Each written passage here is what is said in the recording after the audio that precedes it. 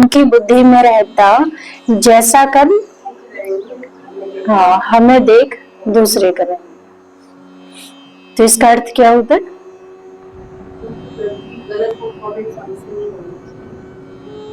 हाँ, ये चीज कई बार ना हम बाहर तो ध्यान दे लेते हैं, है ना, लेकिन हमें घर में भी ध्यान देना कि मैं अगर तेज बोलूंगी, ये बड़ा कॉन्सेप्ट आपको क्लियर होना चाहिए। एक बार तेज बोला तो सामने वाली आत्मा भी बोलेगी, मैंने झूठ बोला वो भी झूठ बोलेंगे, मैं अगर किसी को चलाऊंगी तो वो भी चलाएंगे। तो वहां तो सबसे ज्यादा आपको ध्यान देना है जहां से आपको रिटर्न मिलने के पूरे पूरे चांस है। ठीक है, तो ये इसलिए आपको ठीक करना पड़ेगा कि मैं जैसा करूंगी वैसा ही मुझे मिलेगा। समझ रहे हो?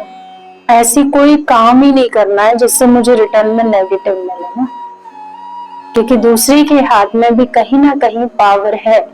तो इस बात का एहसास हमें होना चाहिए कि जब उधर से मिलना स्टार्ट हुआ तो हमारा क्या होगा।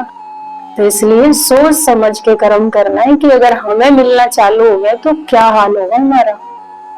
इसलिए ध्यान देना इस बात पर। दुनिया में क्या होता है कि कर्म आपका अलग हो गया, धर्म अलग हो गया, है ना, फिर आप उस धर्म को चलाने के लिए, उस कर्म को चलाने के लिए अब आपको धन चाहिए, तो वो एक अलग ही फिर आपको प्लेटफॉर्म पे जाना पड़ेगा शरीर निर्वाह कमाने के लिए, है ना।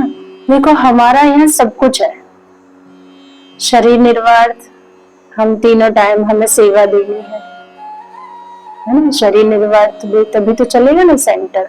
अच्छा, यही मेरी फैमिली हो गई दिव्य गुणों वाली, तो यानी इसी में ही यही करना है ना। अच्छा, यही मेरी लाइफ भी है, मुझे पढ़ना भी यही है ना। अच्छा, मुझे प्रोग्रेस करनी है तो वो भी इसी के लिए करनी है, और जो उसका फल मिलेगा वो भी सराउंडिंग में सबको ही मिलना है, यानी वही मेरे कर्म में लग रहा है, वही मेरे धर्म में लग रहा है। अच्छा, ध्यान भी किससे लगाना है, उसी एक से। कहना भी किसका मानना है, वही एक है ना। अच्छा, उसका जो कार्य है, जैसे कहना मानना है, तो बाबा क्या कह रहे हैं कि समाज की आत्माओं को, है ना, अपलिफ्ट करो भाई, उनके पास वो ज्ञान नहीं है, संसार में दो, है ना। अच्छा, पुण्य का जो काम है वो भी यही है, दुआएं भी आपको कमानी है, समाज सेवा वो भी यही है। ये सब कुछ एक पे जाके जुड़ता है। अच्छा, अकाउंट्स है, हिसाब किताब है, वो भी इस एक का ही है ना। सबका सफल कराना वो भी इसमें ही है। अब सारी कड़ी ना ऐसी एक पे जाके जुड़ रही है इनसाइड। वैसे अब द्वैत है ही नहीं कि कोई दूसरा भी है, ऑल इन वन। हाँ, ऑल इन वन। अच्छा, जितना बड़े को निभाना है, साथी बहनों को निभाना है, वो भी तो अपनी संस्था के ही है ना। तो देखो वो भी एक ही है। आप सबको तीर्थ कराने लेके जाना है, माउंट आबू, वो भी एक ही है, एक ही बाप का घर है, यही काम है ना। सब कुछ तो एक है।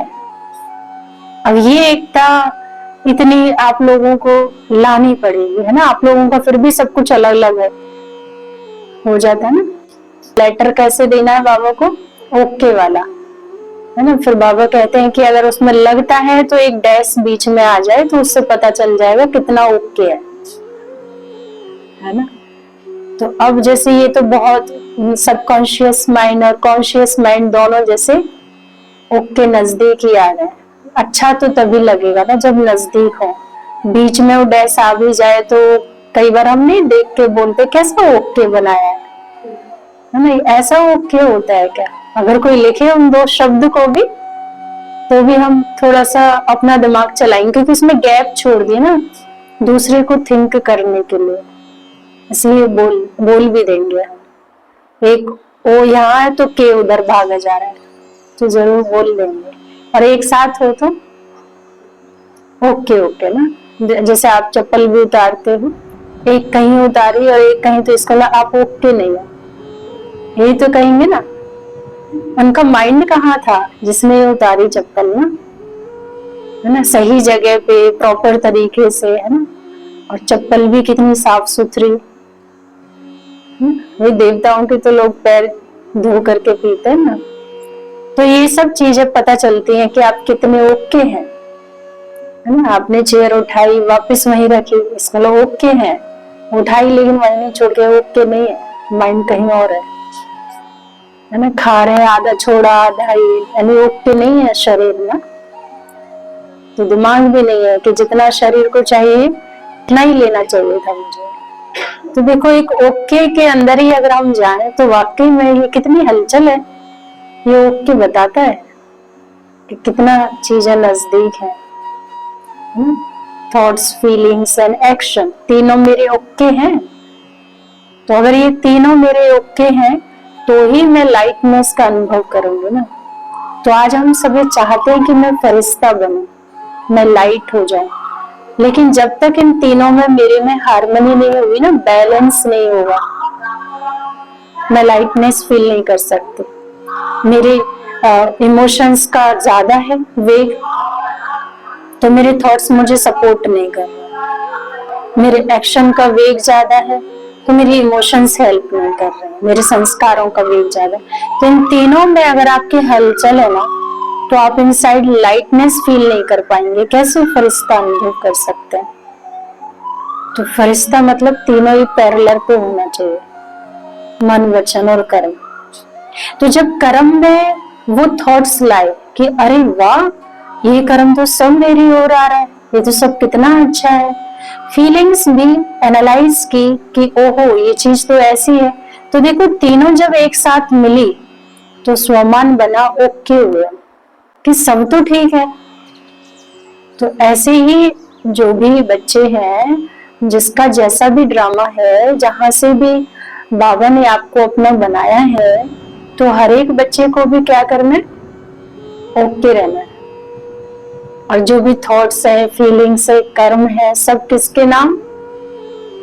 परमात्मा के नाम। अल्लाह लोग बन जाए हम ना, जहां भी जाए हम यही सोचें उसके प्रति समर्पित है मेरे कर्म, मेरी सोच। तो देखो ओके का भी क्या अर्थ है?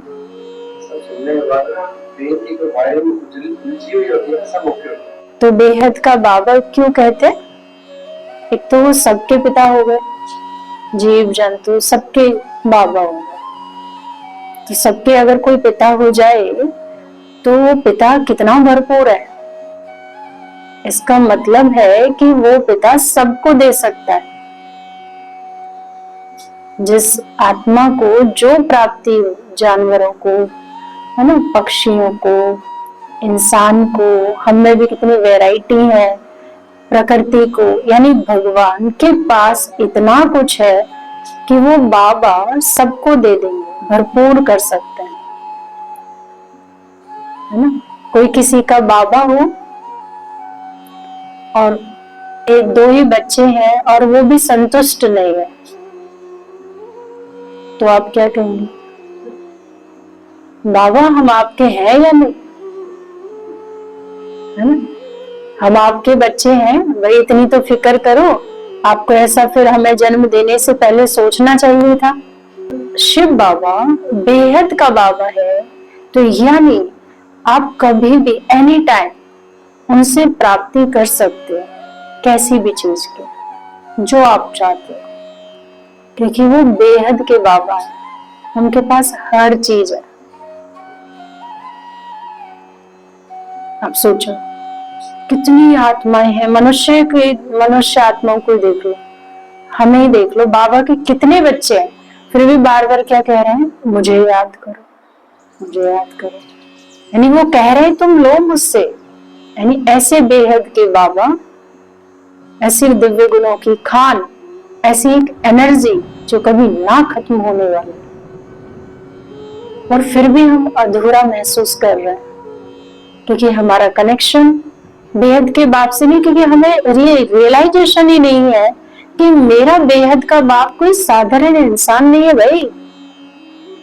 संसार के हर प्राणी को, पूरे ब्रह्मांड में हर एक को वो एनर्जी दे रहा है, वो ऐसा मेरा बेहद का बाबा है।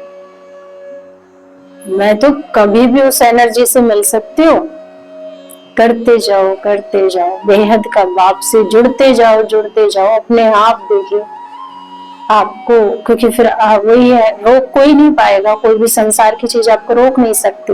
और जब हर चीज से जब आप आगे बढ़ रहे हो तो कितनी सारी धारणाओं की जरूरत पड़ेगी, जो रॉयल संस्कार आपको लाने पड़ेंगे। सूक्ष्म में जो अंश होता है ना, जो बाबा कहते हैं कि बच्चे वंश उसका कभी भी हो सकता है, वो अंश से भी आपको मुक्ति मिलना चालू हो जाती है। बेहद के बाप से जुड़ते हैं, बेहद की सेवा में लगते हैं, आपका अपना नहीं रह जाता। अभी अगर मैं हूं तो फिर अभी नहीं, मेरा मैं हो ही नहीं सकते। सहज राजयोग, तो सहज यानी कौन? आत्मा। राज मतलब इंद्रियां, योग मतलब परमात्मा। कि पहले जिसको सहज राज योग करना है, यानी आत्मा, मैं, जो ये मेरा मैं मुझे हर चीज में बहुत हैवीनेस दे रहा है, इस मैं को सहज करो पहले, तभी अपनी इंद्रियों पर आपका राज्य आएगा और फिर जाके योग लगेगा। मैं राजयोग कर रहा हूं, तो पहले तो मैं ही बहुत हैवीनेस दे रहा है, इसलिए सहज नहीं हो रहा है ध्यान। इसको सहज कर लो, एक ऐसी एनर्जी जो हर चीज में एडजस्ट हो जाए, क्योंकि मैं कौन हूँ? स्वराज्य अधिकारी ना, तो यानी इंद्रियां कहीं उसको रोकेंगी नहीं ना, एनर्जी हो ना मैं, तो क्या स्थान और क्या वस्तु और क्या बोल और क्या ये कोई उसको रोक पाएगा? सहज, इतनी सहज एनर्जी, सहज है ना। हवा कितनी सहज है, कितनी बारीक है, बंद घर में भी धूल मिट्टी आई जाती है ना। मन कितना सूक्ष्म है, निकाल ही लेता कहीं ना कहीं से कोई ना कोई कमी कमजोरी, है ना। तो जितनी भी सूक्ष्म चीज है वो हर जगह एग्जिस्ट करती हैं।